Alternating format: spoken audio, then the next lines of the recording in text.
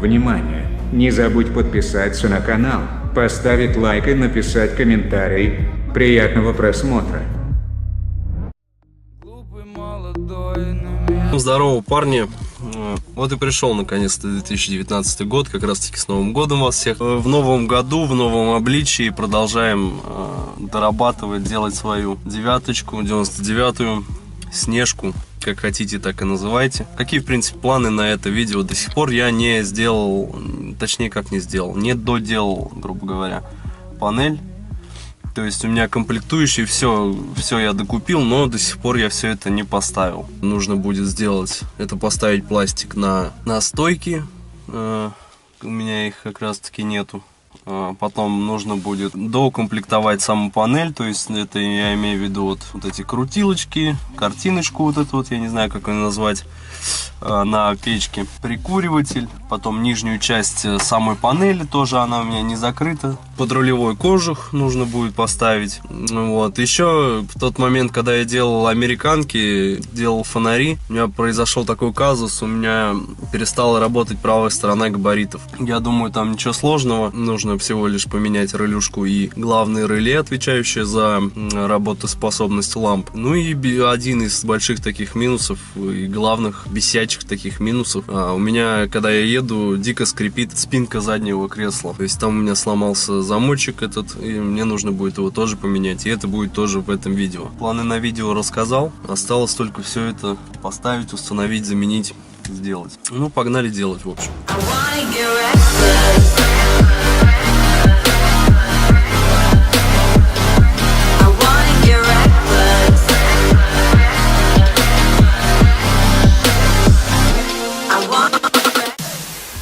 В общем, парни, начнем, наверное, сейчас с самого бесячего.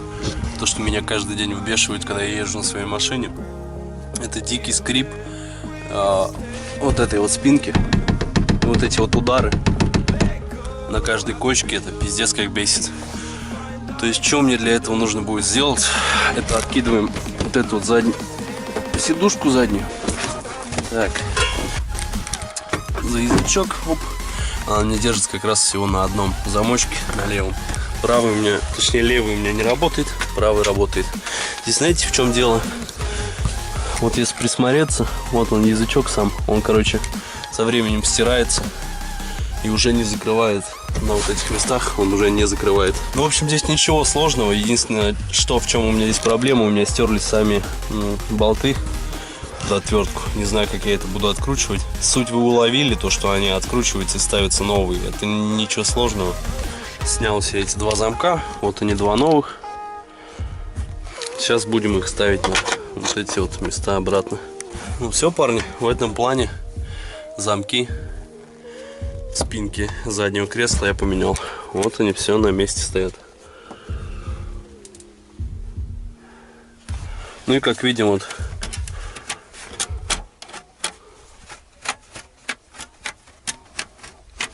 все работает. Сейчас защелкиваем спинку. Надеюсь, все встанет нормально. И все охуенно держится. Как бы я ни шатал, что бы я ни делал, спинка, сиденье стоит на месте. Больше, надеюсь, скрипеть не будет. Что насчет панели? Насчет панели у нас вот эта стенка не стоит. Вот это вот. Вот этого пластика на стойках не хватает. И вот этот кожух, подрулевой кожух. В общем, пришла мне такая в голову идея. Пластик вроде как дубовый, все дела, чтобы, ну и в принципе на будущее, чтобы не было никакого в дальнейшем никаких скрипов, меньше шумов. У меня, в общем, осталось несколько листов шумки виброизоляции. Сейчас зайду домой, проклею весь этот пластик виброй. Думаю, полезно все это будет. В общем, весь пластик я прошел виброй.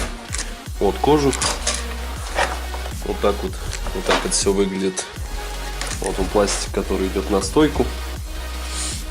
Ну и боковушки, панельки. Все, по-моему, офигенно. Звук стал намного приятней. Уже не будет такого дребезжания, как раньше. То есть, в принципе, пластик готов. Осталось все, конечно, это поставить на место. Но это будет завершающим этапом.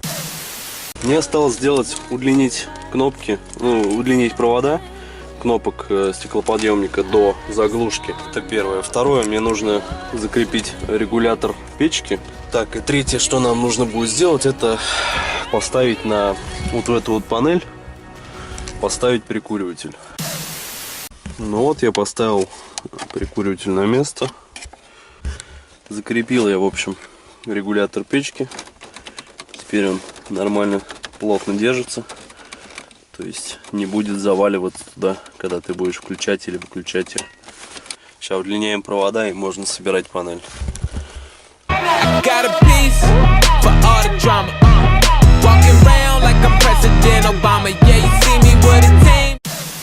Половина дела сделана. Сейчас вот поставил пластик на стойке и поставил подрулевой кожух. Вот как раз таки кнопки я вывел вверх. Вот одна, вот вторая. Вот, сейчас ставлю щиток панели приборов и дособираю весь остальной пластик. Ну и в принципе все.